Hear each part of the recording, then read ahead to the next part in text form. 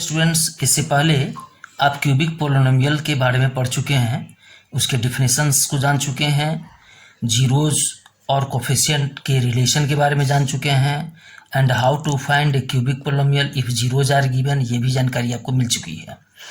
अब इन तीनों टॉपिक से रिलेटेड कुछ क्वेश्चन है, उसको मैं बताने जा रहा हूँ। आप लोगों से ये हम कहना चाहेंगे कि अगर कोई भी वीडियो आप देखते हैं तो उससे पहले वाले वीडियो को ज़रूर देखें ताकि ये टॉपिक आपको समझ में आसानी से आ जाए। तो चलिए आज के वीडियो में हम इस क्वेश्चन को लेते हैं और इसको सॉल्व करके देखते हैं। क्वेश्चन है verify that 2, -3, 4 are zeros of cubic polynomial px is equal to x cube minus 3x square minus 10x plus 24. This is the first question, and one more question is tagged here.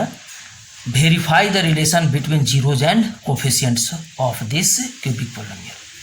ये दो part में question है। तो पहले part में हमें ये verify करना है कि 2, -3 और 4 ये जो पोलिनोमियल है px इसके जीरोज हैं, वेरीफाई करना है। तो इससे पहले क्वाड्रेटिक पोलिनोमियल में भी आप वेरीफाई कर चुके हैं, उसी प्रोसेस हम यहाँ पर वेरीफाई करेंगे कि 2 इसका जीरोज है कि नहीं। तो अगर ये 2 जीरोज है तो निश्चित रूप से x के जगह पे 2 रखने पर इस पूरे पोलिनोमियल का वैल्यू 0 हो जाना चाहिए। चलिए चेक करते हैं। इस पोलिनोमियल का नाम हमने px रखा है, तो let us find p2। x के जगह पर जब 2 रखेंगे तो p2 फाइंड करते हैं। देखिए सॉल्यूशन, p2 का वैल्यू निकालते हैं, x के जगह पर 2 को रख करके देखते हैं। तो यहाँ हो जाएगा 2 to the power 3 -3 into 2 square -10 into 2 plus 24, और देखते हैं कि इसका वैल्यू क्या होता है। 2 to the power 3 यहाँ 8 हो जाएगा, -3 इंटू 4 -10 इंटू 2 20 माइनस, और यहाँ प्लस है तो प्लस 24। अब इसको और सिंप्लीफाई करते हैं तो 8 -12 -20 अब प्लस 24। अब 24 और 8 को अगर ऐड करेंगे तो 32 होगा, फिर इन दोनों को ऐड करेंगे तो -32। तो हम लोग देखते हैं कि इसका वैल्यू 0 आ गया। तो जब इस पोलिनोमियल में x के जगह पर 2 रखते हैं तो क्या आ जाता है, 0 आ जाता है। इसलिए ये वेरीफाई हो रहा है कि 2 is the zero of px। आप यहाँ लिख देंगे therefore 2 is zero of px। चलिए एक तो प्रूव हो गया। उसी तरीके से हम ये p के जगह पर px जो पोलिनोमियल है उसमें x के जगह पर -3 रख करके देखते हैं। तो p -3 का वैल्यू निकालें। p -3 का वैल्यू हो जाएगा, x के जगह पर -3 रखेंगे तो -3 इट्स होल पावर 3 -3 इंटू -3 का स्क्वायर। यहाँ पर देखिए x स्क्वायर है तो हम स्क्वायर डाल दिए, फिर यहाँ -10x है तो -10 इंटू एक्स के जगह पर -3 रखेंगे, फिर प्लस 24। अब इसको जब सिंप्लीफाई करेंगे तो ये हो जाएगा -27। यहाँ पर सिंप्लीफाई करेंगे तो ये 9 3 जा 27 -27 यहाँ भी होगा। इसको अगर हम मल्टीप्लाई करें तो प्लस 30 होगा, फिर यहाँ 24 है तो 24 लिखेंगे। अब इन दोनों को ऐड करने पर -54 होगा, अब plus 54। We see that it's value is also 0। Therefore, we can write -3 is 0 of px। px का ये 0 है। Similarly p4 is equal to, x के जगह पर हम 4 रखते हैं तो p4 का वैल्यू निकाले। तो यहाँ पर x क्यूब है यानी 4 to the power 3 -3 into 4 square -10 into 4 plus 24। अब इसको भी सॉल्व करेंगे तो जैसे इसको सॉल्व किए इसमें भी 0 आएगा। इससे यह पता चला कि 4 भी px का एक 0 है। Therefore 4 is 0 of px। That is 2 -3 and 4 are zeros of polynomial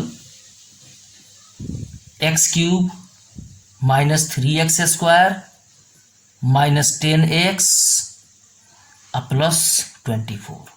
ये देखो ये वेरीफाई हो गया। अब इसमें एक और क्वेश्चन ये था कि हमें ये वेरीफाई करना है कि इसके जीरोज जो हैं उसके बीच और जो पोलिनोमियल है उसके कोफिशिएंट के बीच का जो रिलेशन होता है, आपको पिछले क्लास में 3 रिलेशंस बताए थे, वो तीनों रिलेशंस यानी वो तीनों फार्मूला सही है कि नहीं। इसके लिए चलो ये जो 3 जीरोज निकले हैं इसको हम लोग अल्फा बीटा और गामा मान लेते हैं। तो let alpha is equal to 2, beta is equal to, ये जो सेकंड वाला जो जीरो निकला है इसको बीटा मानते हैं, beta is equal to 3 and gamma is equal to, यहाँ हो गया 4, alpha is equal to 2, beta is equal to -3 and gamma is equal to 4। अब हमें रिलेशन को वेरीफाई करना है। रिलेशन क्या है ये आपको पहले से पता है, फिर से एक बार मैं यहाँ लिख देता हूँ। पहला जो रिलेशन है फर्स्ट रिलेशन वो क्या है, alpha plus beta plus gamma is equal to -b/a। इस रिलेशन को, इस फार्मूला को पहले हमें प्रूव करना है। ये फार्मूला को देखते हैं कि रिलेशन जो उसके कोफिशिएंट्स के बीच और जीरोज के बीच जो है वो सही है कि नहीं, ये रिलेशन सही है कि नहीं, अर्थात ये फार्मूला गलत है या सही है, इसे चेक करना है। इसके लिए पहले हम लोग alpha plus beta plus gamma निकालते हैं, ठीक है ना। तो alpha plus beta plus gamma is equal to, अगर इसको फाइंड करें तो यहाँ हो गया 2 plus -3 plus 4 is equal to, ये हो जाएगा 6 और फिर -3 इज इक्वल टू 3 निकल गया। देखिए alpha plus beta plus gamma जो हम लोग निकाले हैं, अल्फा बीटा गामा, उन तीनों का सम 3 है। फार्मूला क्या कहता है कि alpha plus beta plus gamma is equal to -b/a होता है, यानी -b/a के इक्वल होता है। तो चलो अब -b/a का भी वैल्यू निकाल लें।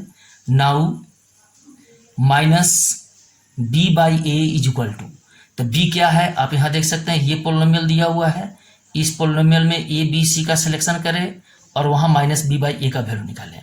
ये देखो एक्स क्यूब के पहले जो नंबर है कुछ नहीं है, नहीं कि 1 है, यहाँ b इज इक्वल टू -3 है, c इज इक्वल टू -10 है और d इज इक्वल टू 24 है। तो हमें -b/a निकालना है। तो देखिए -b यहाँ क्या है, -3, तो एक फार्मूला का माइनस और एक b के जगह पर -3 रखेंगे। अब बाई ये देखिए a के जगह पर क्या है, यानी एक्स क्यू का कोफिशिएंट क्या है 1, तो आप यहाँ 1 रखते हैं, देन वी गेट 3। अब यहाँ हम कंपेयर कर सकते हैं, alpha plus beta plus gamma के भी वैल्यू 3 आ रहा है और -b/a का भी वैल्यू 3 आ रहा है। तो हम लोग कह सकते हैं therefore alpha plus beta plus gamma is equal to -b/a। पहला रिलेशन वेरीफाई हो गया। अब सेकंड रिलेशन क्या होता है उसको देखें। सेकंड रिलेशन होता है alpha beta plus beta gamma plus gamma alpha is equal to c/a। This is the second relation. नहीं, एक फार्मूला ये है। अब इस फार्मूला को वेरीफाई करना है कि ये फार्मूला सही है कि गलत है, किसके बेस पर, तो ये जो जीरोज हम लोग निकाले हैं 2 -3 एंड 4, इसके आधार पे हमें इसको चेक करना है इस फार्मूला को। तो इसके लिए भी उसी प्रोसेस से जैसे पहले फार्मूला को हम लोग प्रूव किए हैं, alpha beta plus beta gamma plus gamma alpha, इसका वैल्यू निकालते हैं। तो चलो alpha beta plus beta gamma plus gamma alpha, इसका वैल्यू निकाल लेते हैं। अल्फा इज इक्वल टू क्या है 2, तो 2 इंटू -3, बीटा का वैल्यू डाल दिए अल्फा इंटू बीटा, फिर प्लस -3 इंटू 4 यहाँ पुट कर दिए। फिर उसके बाद एक और है गामा और अल्फा, तो गामा का वैल्यू 4 है और अल्फा का वैल्यू 2 है, तो इंटू 2। अब इसको सिंप्लीफाई करेंगे, तो सिंप्लीफाई करेंगे तो ये हो जाएगा -6, यहाँ हो जाएगा -12 और यहाँ हो जाएगा 8, यानी -12 एंड -6 -18 हुआ, -18 अब +8 इज इक्वल टू -10, इसका वैल्यू आ रहा है। अब हम लोग को ये देखना है कि alpha plus beta plus gamma का जो वैल्यू है वो c/a के इक्वल है कि नहीं। तो चलो अब c/a भी निकाल लेते हैं। c/a इज इक्वल टू, अब यहाँ से देखिए c क्या है, एक्स क्यू का कोफिशिएंट a हो गया, x² का कोफिशिएंट इसको b कहते हैं, यहाँ x का जो कोफिशिएंट है इसको c कहते हैं, तो c की जगह पर देखो क्या है -10, तो यहाँ पे -10 लिख देंगे। अब बाई a की जगह पर 1 है, यहाँ 1 लिख देंगे, इक्वल टू -10 हो गया। अब कंपेयर करो, alpha beta plus beta gamma plus gamma alpha की भी वैल्यू -10 है और c बाई ए का भी वैल्यू -10 है, इसलिए ये वेरीफाई हो गया। That is alpha beta plus beta gamma plus gamma alpha is equal to c by A. अब जैसे हम इन दोनों को प्रूव किए हैं, फर्स्ट रिलेशन को और सेकंड रिलेशन को, उसी तरीके से थर्ड रिलेशन ये होता है alpha beta gamma is equal to -d by A. तो हम लोग इसी दोनों के आधार पे इस रिलेशन को भी वेरीफाई कर सकते हैं। अब इसके बाद नेक्स्ट क्वेश्चन हम लोग लेते हैं, जिसमें हमें क्यूबिक पोलिनोमियल फाइंड करना है और जीरोस दिया हुआ है। जैसे क्वेश्चन है find cubic polynomial whose zeros are -1, 3 and 4। तो आप पीछे पढ़ चुके हैं कि अगर जीरोज मालूम है तो क्यूबिक पोलिनोमियल फाइंड करने का फॉर्मूला क्या होता है, ये बता चुके हैं पिछले क्लास में। तो चलिए इस क्वेश्चन को उसी फार्मूला के आधार पे हम लोग सॉल्व करेंगे। एक बार फार्मूला का रिवीजन आपको करवा दें। फार्मूला क्या होता है वो देख लें क्यूबिक पोलिनोमियल फाइंड करने का। px is equal to k into x cube minus alpha plus beta plus gamma into x plus alpha beta plus beta gamma plus gamma alpha into यहाँ पे एक्स स्क्वायर होता है और यहाँ पे x होता है, x cube minus alpha plus beta plus gamma into x square plus alpha beta plus beta gamma plus gamma alpha into x, और एक लास्ट में टर्म क्या होता है alpha beta gamma, alpha into beta into gamma. This is the formula. ये formula आप लोग पढ़ चुके हैं। अब देखो ये पोलिनोमियल फाइंड करने के लिए इस फार्मूला का जब यूज करेंगे तो हमें जरूरत पड़ेगा alpha plus beta plus gamma की जरूरत पड़ेगा, फिर इस टर्म की जरूरत होगी alpha beta plus beta gamma plus gamma alpha, फिर alpha into beta into gamma. तो क्यों ना हम लोग पहले इन तीनों को फाइंड कर लें, तब इस फार्मूला में सबका वैल्यू पुट कर देंगे। इसलिए पहले जिस चीज़ की ज़रूरत है वो निकाल लेते हैं। तो अल्फा इज इक्वल टू यहाँ हमें मालूम है अल्फा इज इक्वल टू -1, जो 3 जीरोज दिए गए हैं वो तीनों क्या है अल्फा बीटा और गामा है। तो alpha is equal to -1, beta is equal to 3 and gamma is equal to 4। अब हम लोग ज़रूरत के हिसाब से जिस टर्म की ज़रूरत है हम लोग उसको निकालते हैं। पहले alpha plus beta plus gamma निकालते हैं।